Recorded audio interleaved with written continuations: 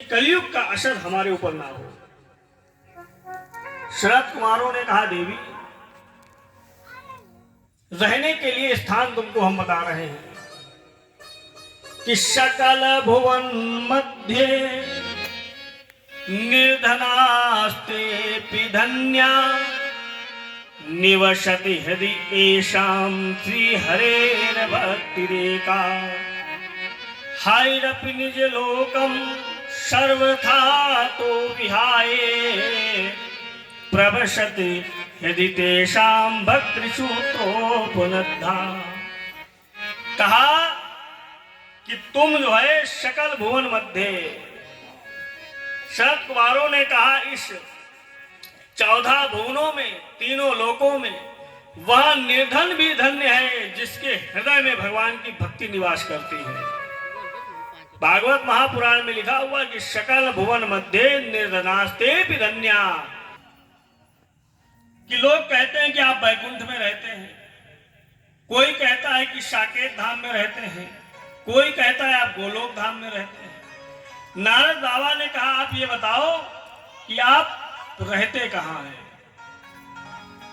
अब ये नारद बाबा का ही प्रश्न नहीं है, दुनिया के लोगों का प्रश्न है। आजकल आधे से ज्यादा लोग तो इस चक्कर में ही पड़े हुए हैं भगवान है भी या नहीं है। और पता लगा हम भक्ति ही करते रहे, पूजा पाठ करते रहे, टाइम खराब करते, भगवान ही ना हुए तो फायदा क्या होगा। आप ये बताओ कि आप कहाँ रहते हैं। भगवान ने कहा कि देवर्षि नाहं वसामि वैकुंठम योगिनाम हृदयेन चा। बोले ना ही मैं वैकुंठ में रहता हूं और ना ही मैं योगियों के हृदय में रहता हूं। योगिनाम हृदयेन चा, तो कहा फिर कहाँ रहते हैं। कहा मद भक्ता यत्र गायन्ति तत्र तिष्ठामि नारद। जहां पर मेरे भक्त मेरे नाम का संकीर्तन करते हैं, मेरी कथा को श्रवण करते हैं, भगवान ने कहा मैं वहीं पर निवास करता हूं। इसलिए भक्ति के पुत्रों के ऊपर देवर्षि नारद बाबा के माध्यम से भागवत महापुराण की कथा को श्रवण करके कृपा हुई, दोनों तरुण हुए। भक्ति जो है शरद कुमारों को प्रणाम करके चली गई, लेकिन नारद बाबा ने बड़ी ही उत्सुकता से सनत कुमारों को प्रश्न किया, क्यों परीक्षित के रूप में बैठे हुए हैं। प्रश्न किया, कहा प्रभु ये बताइए, यह भागवत महापुराण की कथा सुनकर के भक्ति के पुत्र तरुण हो गए, जबकि वेदों के मंत्र सुनकर के नहीं हुए। लेकिन भागवत की कथा को सुनकर के किन किन लोगों का उद्धार हो सकता है। भाई भक्ति के पुत्रों का उद्धार हो गया, अन्य किन लोगों का हो सकता है। बड़े ही ध्यान से सुनिएगा।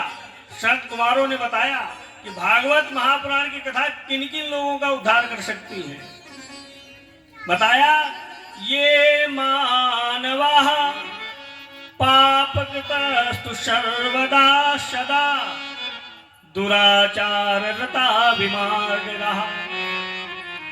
बोले जो प्राणी हर समय पाप में रत रहता हो, ये मानवा पाप कृतस्तु सर्वदा सदा और दुराचार रता विमार्गः।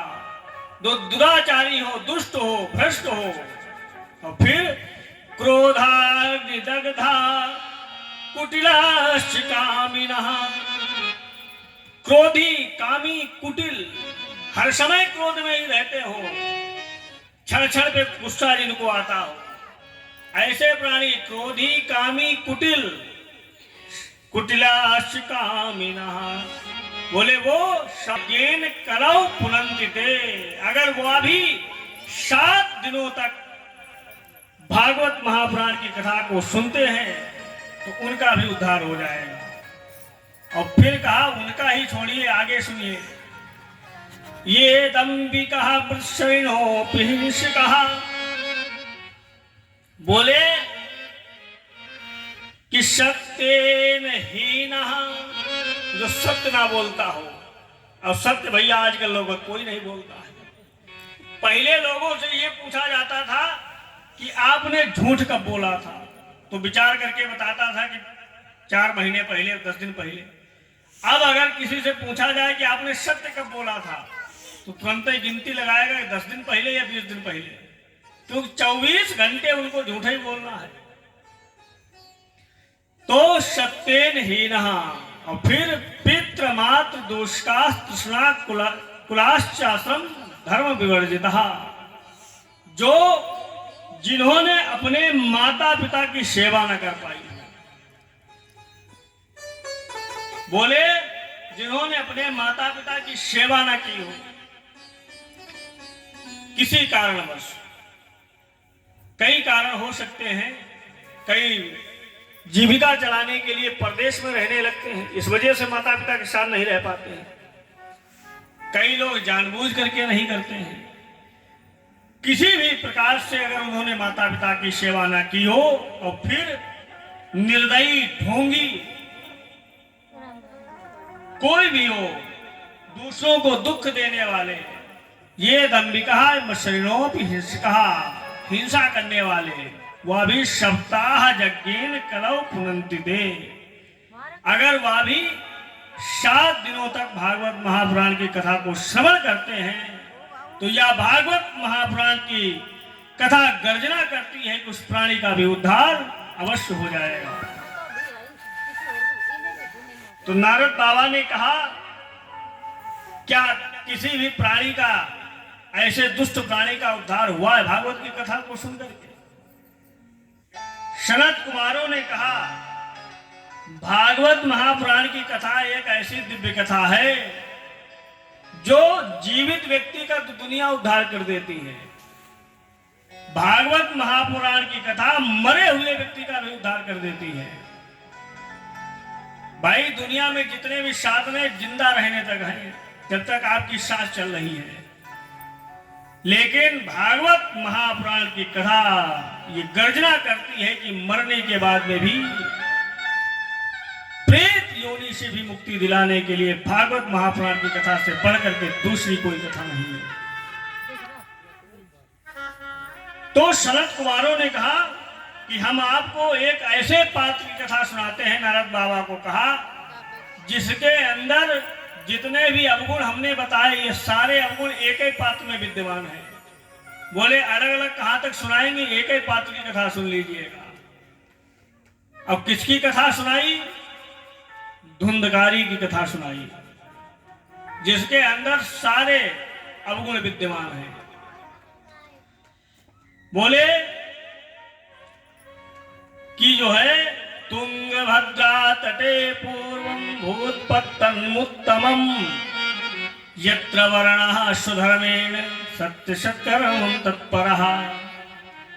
बोले उड़ीसा नामक क्षेत्र में, जो आज के समय में उड़ीसा क्षेत्र कहा जाता है, वहां पर एक उत्तम नाम का नगर, फिर क्रोध मुखी च भार्या, कौन सा पुत्र उनके साथ में? पुत्र मोह में ही भगवान श्री मर्यादा पुरुषोत्तम राम के मोह में, राम राम कही राम कही, उन्हीं के मोह में उनको प्राणों का उत्सर्ग करना पड़ता। और दुष्ट पुत्र अगर है तो कंस के तरीके से जीवित ही उग्रसेन को, अपने पिता को सिंहासन से नीचे उतार करके जेल खाने में डाल दिया। का पुत्र ऐसा करते हैं। और तुम जो है इतने विद्वान ब्राह्मण, और फिर भी ये मूर्खों वाला काम कर रहे हो। अरे यह तो कर्मों की खेती है, जो बोएगा सो पाएगा।